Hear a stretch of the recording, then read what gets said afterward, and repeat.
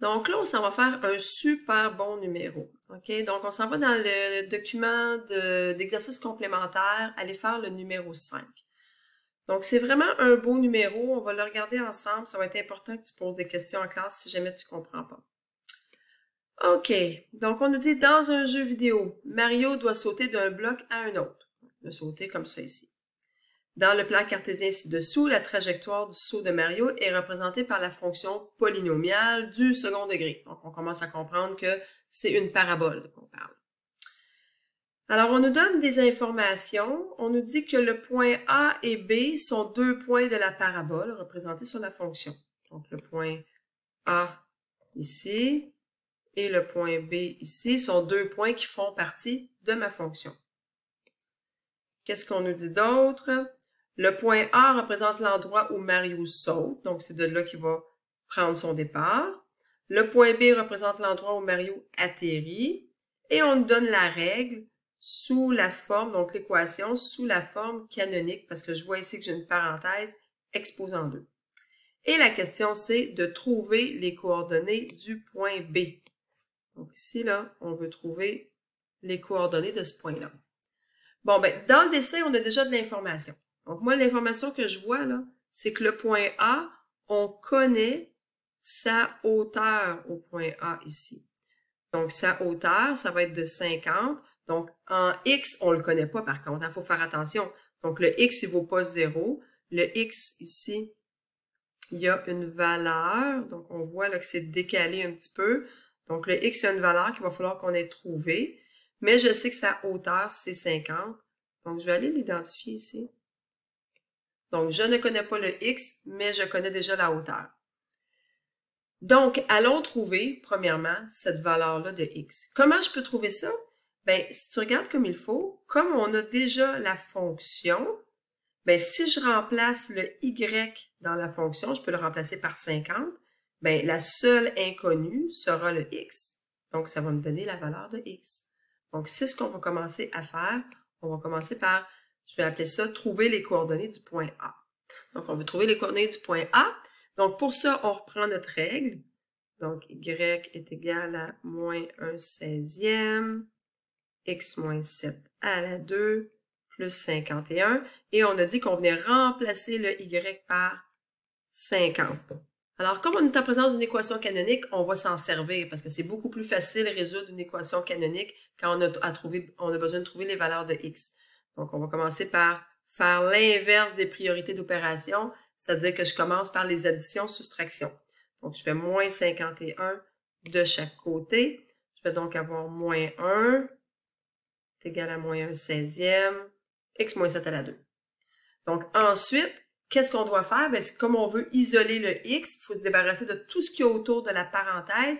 Donc, je vais vouloir me débarrasser du moins 1/16e. Donc, je vais donc aller diviser par moins 1/16e. Donc, je fais cette division-là de chaque côté.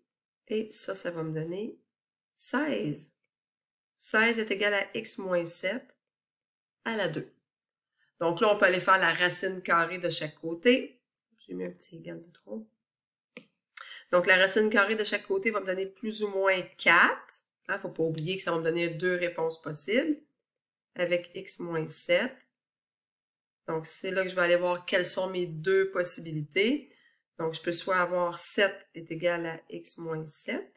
À ce moment-là, quand je vais isoler mon X, ça va me donner 4 plus 7 qui va me faire 11.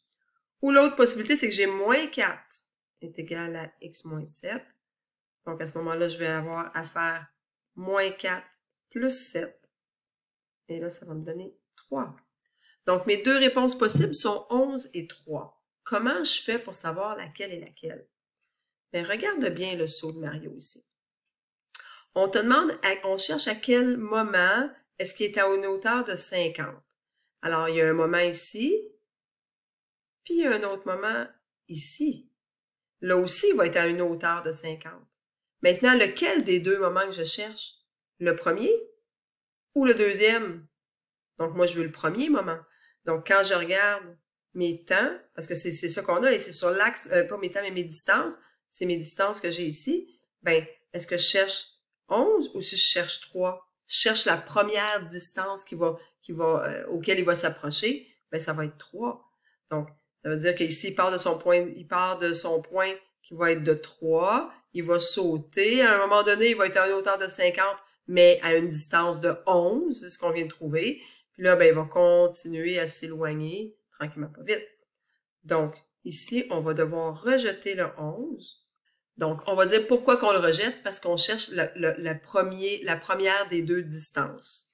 Donc, on cherche la première des deux distances. Donc, on va garder le 3. Donc, on continue ensuite.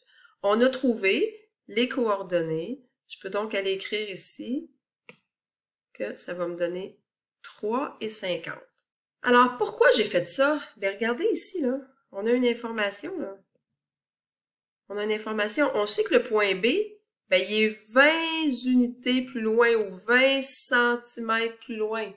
Donc, à partir de mon 3, je vais devoir le faire dans ma démarche, là, mais juste dans ma tête, là, si j'ai une valeur de 3 ici, ben 20 plus loin, je sais que je vais être à 23.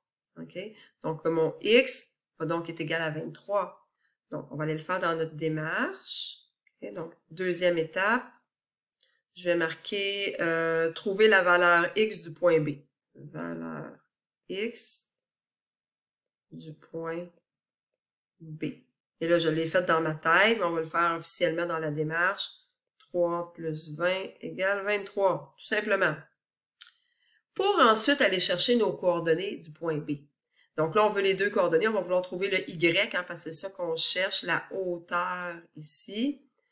Donc, la hauteur qui est ce qu'on appelle l'ordonnée. Hein, donc, la deuxième valeur est l'ordonnée. Donc, je vais aller chercher, troisièmement, je vais écrire la hauteur du point B. Je trouve ça plus beau. Donc, pour trouver la hauteur du point B, ben maintenant, moi, je connais mon X. Je connais la valeur X. Donc, je connais le X. Donc, je suis capable d'aller trouver la valeur du Y, toujours avec la même règle. Donc, c'est ce qu'on va aller faire. Donc, on repart de Y est égal à moins 1 16e, X moins 7 à la 2 plus 51. Mais cette fois-ci, je remplace le X par 23. Donc, 23 moins 7 qui va me donner 16. 16 à la 2 qui va me donner 256 plus 51. 256 divisé par 16 va me donner 16. Mais là, j'ai un négatif, donc moins 16 plus 51. Ça va donc me donner 35. Donc, la hauteur du point B est donc de 35. C'est ce qu'on nous demandait. Réponse, 35 mètres. Non, centimètres, excuse-moi. 35 centimètres, parce qu'effectivement, on était bien en centimètres dans nos deux axes. Donc, ça termine la vidéo.